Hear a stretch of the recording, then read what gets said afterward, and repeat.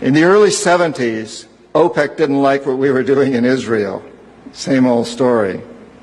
And so they cut off our oil supplies. So some of you will remember these long lines at the gas stations. And we feared we were going to have another depression like the 1929 depression. And so the U.S. Treasury Department came to me and other economic hitmen and said, listen, you know, we can't allow OPEC to blackmail us anymore. You guys got to come up with a plan so this will never happen again. We knew that that plan had to involve Saudi Arabia because it had more oil than anybody else, and it also, the House of Saud, the royal family, was corrupt and corruptible. The long version is explained in the book, but the short version of what we did, the deal we finally struck with the House of Saud, was a deal whereby they would return almost all the money they made from selling oil to the United States, invested in U.S. government securities. The U.S. Treasury Department would use the interest from those securities, which over the years has amounted to trillions of dollars, to hire U.S. companies to westernize Saudi Arabia, build petrochemical complexes, desalination plants, whole cities out of the desert, McDonald's and all the other things that go along with our Western culture. The House of Saud would also agree to keep the price of oil within limits acceptable to the oil companies, possibly not acceptable to you and me, but acceptable to the oil companies. And this is very, very important. They agree that they would never, ever sell oil for anything other than U.S. dollars.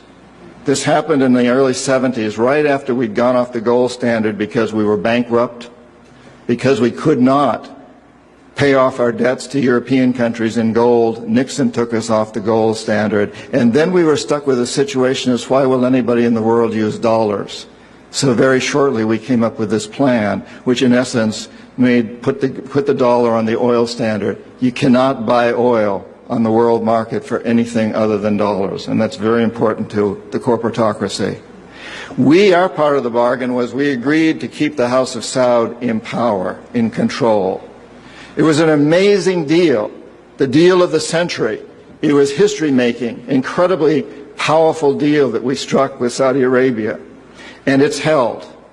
It's had some what the CIA calls blowback, unintended consequences. For example, one of the things that really pisses Osama bin Laden off is those McDonald's and those desalination plants and those petrochemical complexes surrounding Medina and Mecca, the two most sacred sites in Islam. And it pisses off a lot of other Muslims in Indonesia and all over the world. There's been some blowback, but on the whole, the corporatocracy looked at this as an incredible success.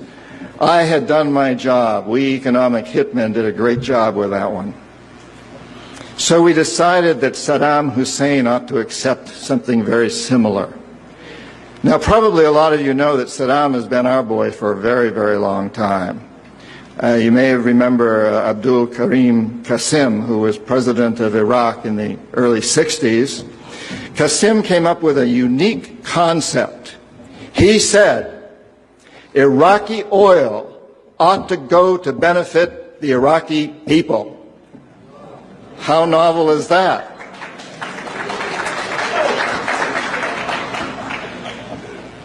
But we didn't like that very much. He began to tax the oil companies, particularly the British and some American companies, and threatened to nationalize our oil companies. And so we decided that Qasim had to go. The CIA sent an assassination team. It was headed by a man who was still going through high school, an Iraqi citizen who was still going through high school. They riddled Qasim's car with bullets on the streets of Baghdad and missed him. The head of this assassination team was wounded and fled to Syria. His name was Saddam Hussein. He was a CIA agent in those days, an assassin for us. He failed. And so the CIA went directly, and this is all history, I'm not creating this. CIA went in and had Qasim publicly executed on Iraqi television. They put Saddam's cousin in charge. He became president of Iraq, and Saddam became vice president in charge of security. Eventually, as you know, he became president. He was our boy. He was our man. And so and we sold him and gave him a lot of tanks. We built him, Bechtel built him big chemical, I ought to know, my father-in-law was chief architect at Bechtel, built Saddam big chemical plants that were used, and we knew that they were used to make mustard gas and other chemical weapons that were being employed against the Kurds and later the Iranians. We knew this, but we sold him these things. And in the 1980s, we decided that Saddam Hussein ought to accept something similar to Saudi Arabia. It was such a successful deal, because after all, what we want to do is control the Middle East and control the oil in the Middle East. And incidentally, I'm going to get back to Iraq in just a moment, but for those of you who think that Israel is about creating a homeland for the Jewish people, you're as deceived as most of them are. It's partly about that, perhaps, but what it's really about is creating a surrogate fortress in the middle of the Middle East. The Israelis are being used as pawns. They're being used like old armies used to use sheep that ran before the armies. They're our surrogates.